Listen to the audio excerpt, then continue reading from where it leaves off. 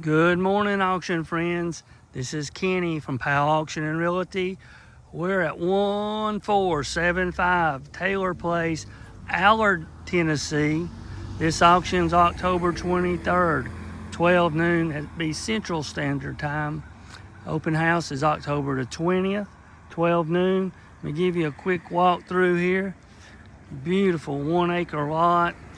Has a pond in the backyard. You can see here. Completely remodeled home.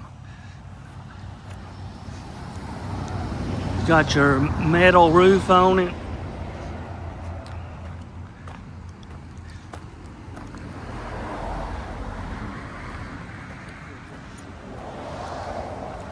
Fence all the way down the side of the property. Stamped concrete to look like wood here. New doors, new windows, 6-panel doors inside. That's a gas fireplace. Dining area. Here's your kitchen. They built a little storage closet here for your coats. It's a nice idea. Door going out backyard here. Beautiful level yard.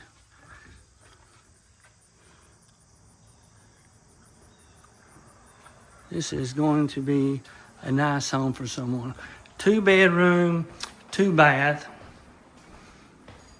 This is Fentress County, Tennessee.